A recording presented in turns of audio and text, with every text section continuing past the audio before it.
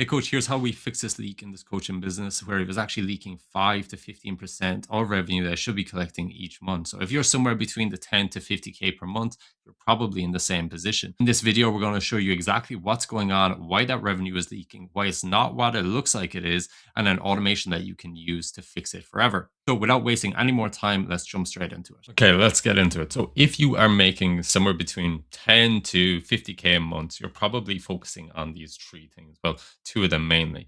The first one is client acquisition, and then the second one being churn.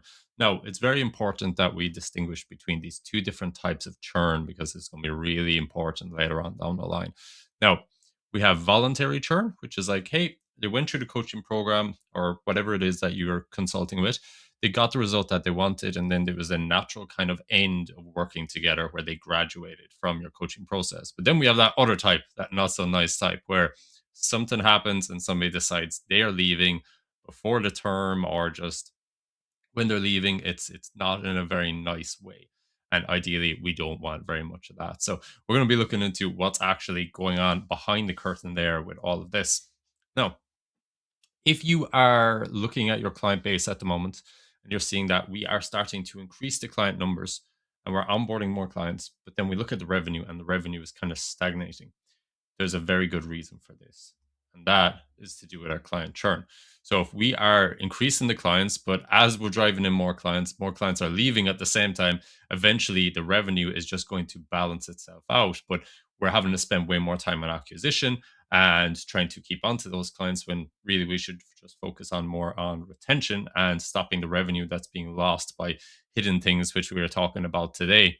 And that is going to really help with this. Now, the trap that a lot of us, well, a lot of us, a lot of coaches, a lot of consultants will fall into is they look at the Stripe dashboard at the end of the month and they're like, right, well, we signed on 5 new clients, for example, at 500 per month. And you're like, right, well, 2 of them left. So logically, we should have another 1,500 in extra revenue per month. But then you look at the number and it's flat.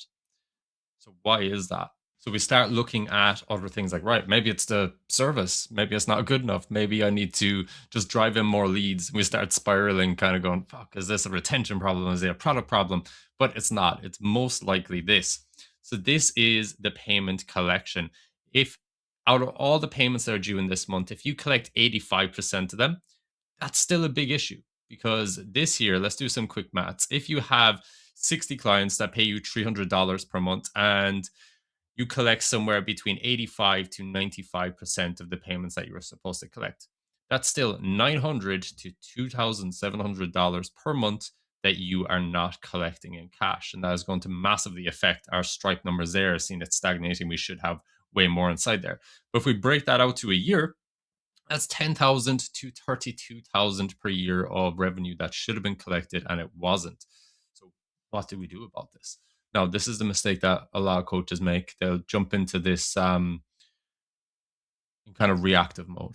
They'll think, right, well, they owe me money. I gotta go collect money. And they turn into this kind of like debt collector. And that's not what we want, because here's the problem with this. If you are looking at this as like mechanical failure, we're going to send them a message to be like, hey, just notice that your card failed, or can you update it, or something like that. A lot of the time what's going to happen is it breaks the coaching dynamic. So you were their coach, you were their guide, you were their person who was getting them from point A to point B, and then suddenly we go from having a coach hat on to the police hat, collecting on that debt, and then that's going to put stress on the actual coaching dynamic. From there, it's going to get awkward, and that awkwardness increases the likelihood that they're going to start ghosting you, because you'll text them saying, hey, your payment's not working, what's going on? And if they're not having a great week, they're just going to ignore you, and then that's ignoring the coaching. The results are going to suffer immediately, and then from there, there's a greater chance that we are going to have client churn. The second problem with this is it's too slow. Like, Stripe are notoriously terrible for their failed payment notifications. It's like I hear it all the time from coaches, and we like might notice this until, let's say, 4 days later, or 2 weeks, or a month later. Who knows? But that's free coaching that you've given during that time, and then it could have been so long that by the time you mention it to them, they could actually be finishing the coaching program, and then there's pretty much no incentive for them to stay on, and it gets really, really messy. So, third thing, it breaks your capacity.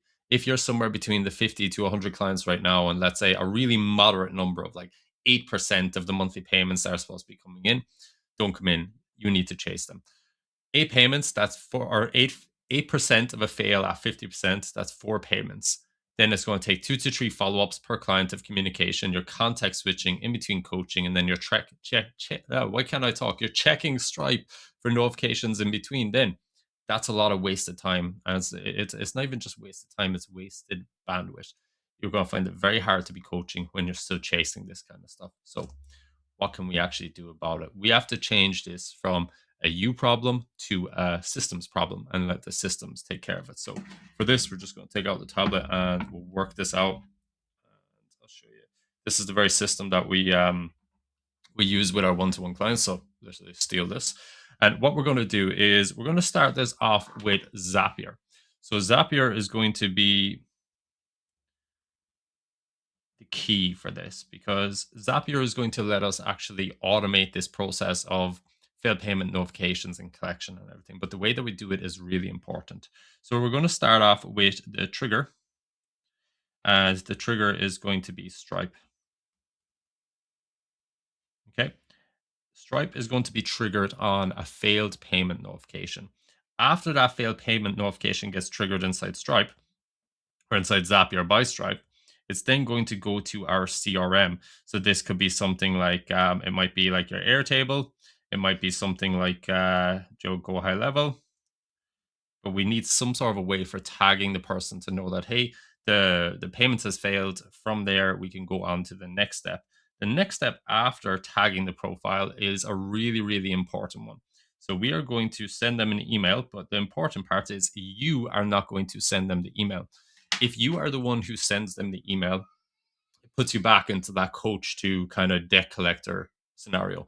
We want to have this sent from an external email. Even if you're like a one person coaching business, you can have elements of your business being like, hey, this is accounts at your business name, or this is from like Jenny at this place. There was actually there was a video I seen. It was Alex Hormozy on about when he just started his gym. He'd answer the phone and he'd have all these different personas, and he'd be talking about, "Hey, oh, Alex would be great fit for you," and all these other people. You can have that too. It's not necessarily dishonest. I don't think it's like a red flag to be like, oh, they're pretending to be somebody else. It's an automated system. You know, you're just saying that this is the billing process in the company. From there, it's going to be billing that sends the email out there. So we'll actually create a different email address just for doing this kind of stuff. And then from there, after that, if you wanted, you could have it sent to something like Slack. Which I don't know. Maybe I could draw. I probably couldn't draw the Slack logo, but we'll just say Slack. And you could have that sent to a specific Slack channel that will then put like you and your team on alert to notice, like, right, in the next 14 days, will the payment come through? In the next 3 days, whatever it is that you want to use with your coaching clients. But from there, what we've done is we've taken you out of the equation. You can still keep coaching them. As far as they're aware, like it wasn't you that actually noticed the payments and sent it to them. So the coaching relationship stays the same, and then it's handled by a system. The system will do it every time. And you can even set it up where it will flag if it's like for repeat offenders, where it keeps flagging and flagging and flagging on their profile. You know, you might need to go have a word with them. But chances are, after it flags for the first time, depending on the type of message that you use and everything, and maybe even a payment link to get it set back up again, it will solve the problem itself. So that is basically the process that you would follow inside Zapier. You would go right, Stripe failed payments. From there, tag them inside your CRM. From there, an email will be sent out, and then from there, an internal notification will go off. Now, I will show you how to set up all of this. Let's jump back here for a second. So the results on this, if we set it up, we've first of all removed the actual emotional friction from money. So when you're talking to the clients, there's no kind of issues there. And then one of the clients that we actually set this up for, it saved 4,200 in the first month of cash collected that was otherwise bounced from Stripe. So like it can have a massive impact from like a really small, simple automation that you can set up. And that's money that like otherwise he would have had to been chasing or could have eventually just ended up in cancellations from his clients. Now, next week on Tuesday, I'm going to be recording a full setup tutorial for the actual automation on this, literally a step by step. It will be like this, where it will be a build along session. I'll be sharing my screen and I'll be going into Zapier and building out the exact automation that you can follow step by step. And if there's any other like resources or anything like that, you will be getting them there as well. So I'll be showing you, right, how can we set up a separate email? How can we actually write the email? What should we push in the email? What do we actually push in, like the tag and the CRM? What do we push in the notification going internally? It will all be there step by step. So to make sure you don't miss it, click the subscribe button if you haven't already.